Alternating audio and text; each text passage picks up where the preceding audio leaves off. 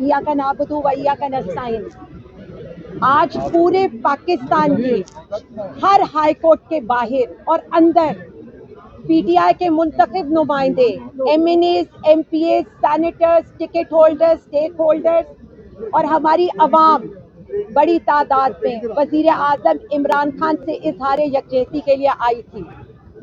और इस वक्त भी Islamabad high court, Sindh high court में खड़े हैं और इसी तरह लाहौर हाई कोर्ट के साए में भी हमारे लोग वजीर आजम खान के नारे लगा रहे हैं।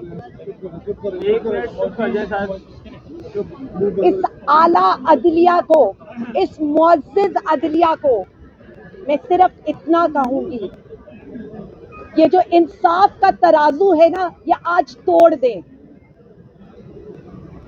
इसलिए कि जिस तरह से आप इंसाफ का जनाजा निकाल रहे हैं, सोचिएगा जरूर कि तारीख आपको किन अल्फाज में याद रखेगी। सोचिएगा जरूर कि आपको इंसाफ के लिए इस मनसब पर बिठाया गया है और जिस तरह से इंसाफ हमें नहीं मिल रहा और पूरे पाकिस्तान के मुंतखब नुमाइंदे पुरअमन तौर पर आपके साथ आकर खड़े हुए हैं, वो आपको सिर्फ इतना कह रहे हैं कि कॉपी पेस्ट या व्हाट्सएप फैसलों पर अमल मत करें। पाकिस्तान के अवाम की आवाज सुने, पाकिस्तान के मुंतखब नुमाइंदों की आवाज सुने।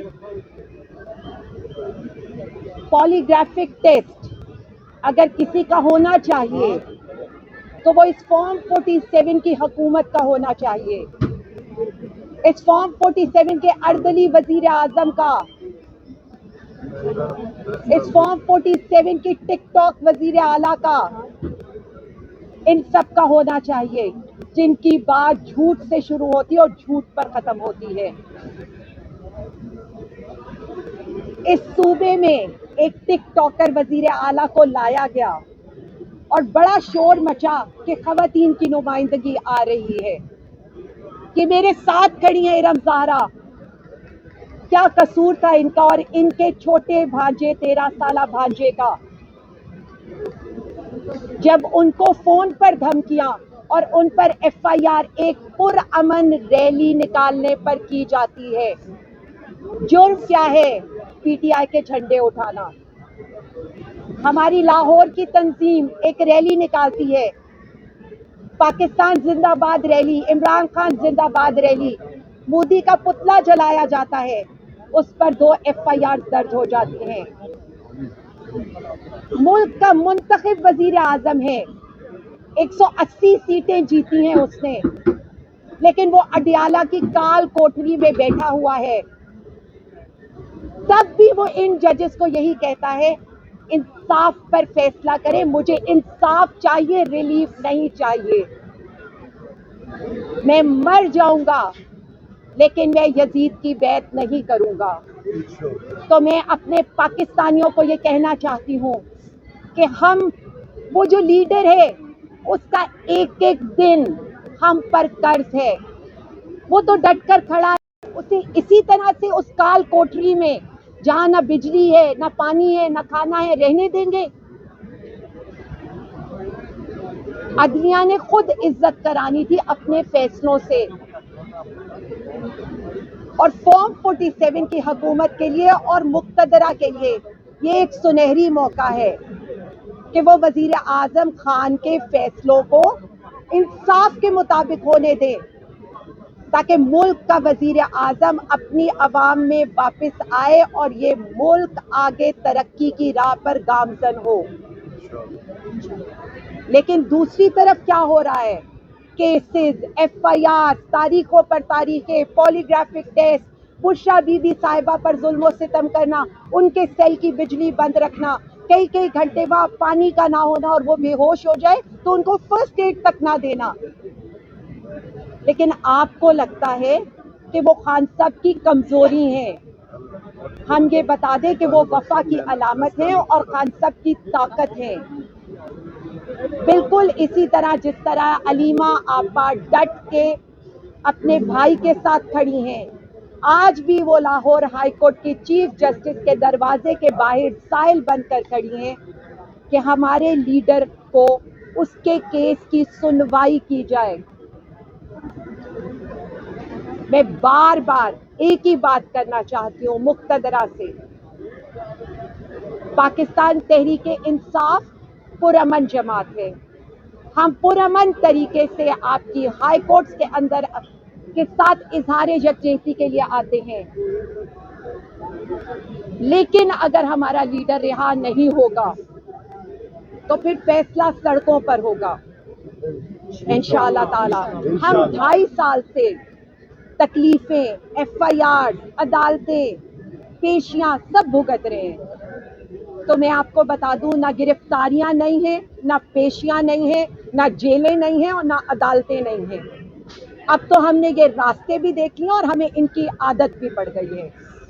تو میں آپ کو بتا دوں، نہ پی ٹی آئی پیچھے ہٹے گی، نہ پی ٹی آئی کا کارکن پیچھے ہٹے گا، نہ پی ٹی آئی کا ٹکٹ ہولڈر پیچھے ہٹے گا اور نہ پاکستانی عوام وزیر اعظم خان سے پیچھے ہٹے گی.